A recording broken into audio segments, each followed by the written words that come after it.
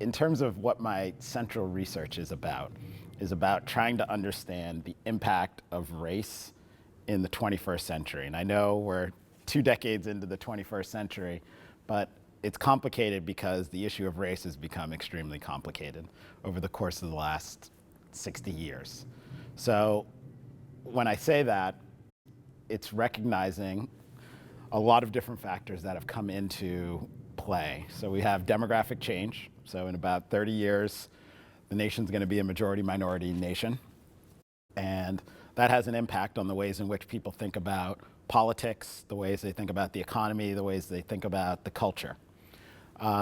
We have the impact of 60 years in which African Americans and people of color more generally have been incorporated into the political system. And so that has had an impact in the ways in which people think about their identity as an American, the ways in which they think about what the American political system can do for them and has done for them, and where the American political system is going. If you just look at the entirety of American history since African Americans stepped foot on this country, we've seen periods of time in which African Americans, of course, have been at the bottom of the socioeconomic and the political and the status hierarchy.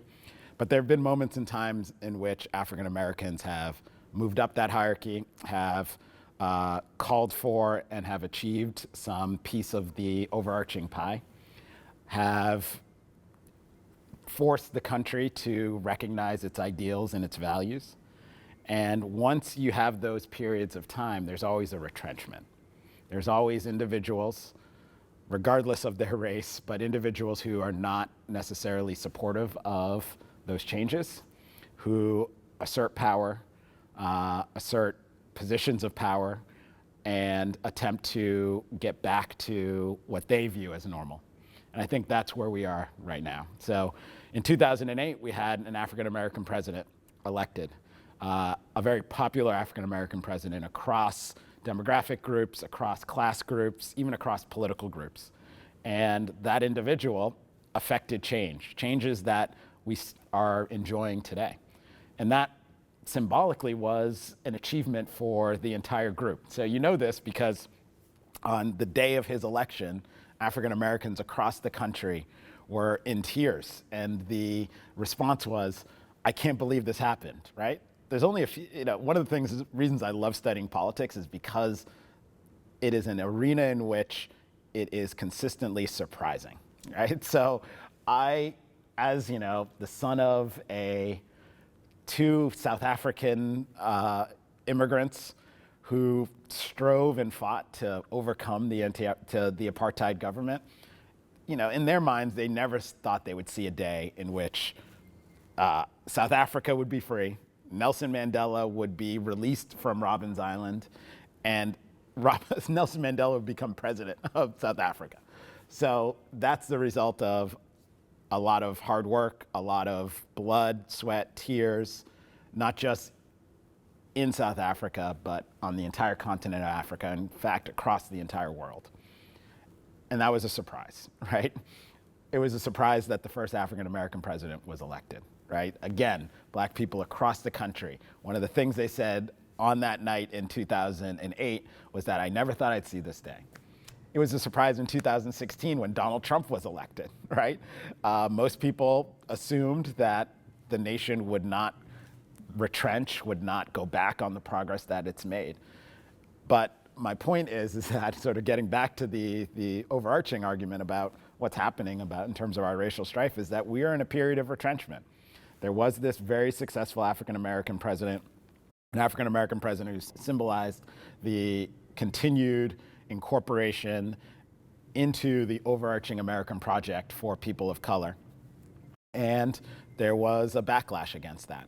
And we experienced that backlash over the course of the last 4 years.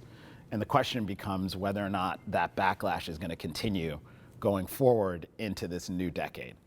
My hope is that that doesn't occur, that we are moving towards the recognition that a multiracial democracy is a stronger democracy. A democracy that incorporates is a much stronger democracy rather than one that divides and segregates. And the story of the American project is the recognition that when we do things together, when we do things with the understanding of our key values and our key ideals, that our country is made much stronger, our future is much brighter, and that, again, we achieve the goals and the ideals that are part and parcel of what it means to be an American. And I think what's really important is a well-informed, well-educated, and engaged electorate, right? So these are the individuals who are going to be shaping the country going forward. These are the folks that are going to be offering the solutions to threats. These are the people who are going to uncover the opportunities of the future. And the reason I do what I do is to ensure that my students, when they are doing important things, remember the lessons that they've learned in this institution. And then my research is, again, about, look, I care about solving problems. That's what I care about. And the central problem I want to solve is the problem Du Bois defined in the 20th century, which was the problem of the color line. He said, look, looking forward, I'm writing in the early part of the 20th century, the problem of the 20th century is going to be the problem of the color line. I think the problem of the 21st century in the United States is still the problem of the color line.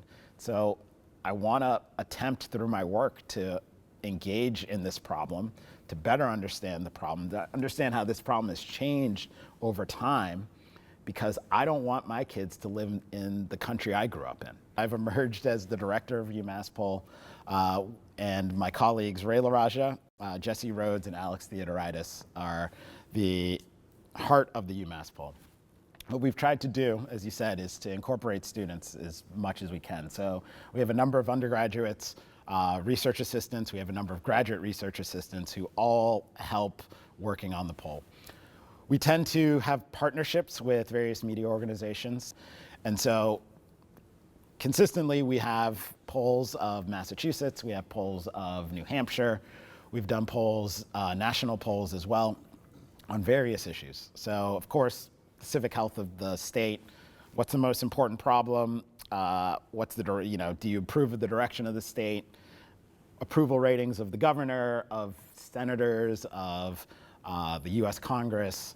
We have then specific questions, like questions about immigration and race, questions about their voting intention. And so much of our polls are about elections, but what we're trying to do is to get a real comprehensive picture about where people are at on salient political issues.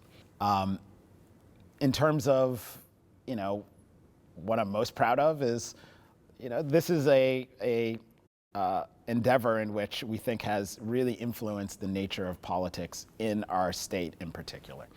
And so getting a sense of people's approval, people's anger, people's hope regarding all of these things is part and parcel of what the poll has done, right? It provides that information, and my view is that it provides the information to the people who are making decisions on Beacon Hill, making decisions in the towns and counties all around this Commonwealth, and even potentially making decisions at the national level. And so that's what the poll is about. It's to provide real information, real, empirically validated information about where people are and where they want to go. That's the goal of the UMass Poll.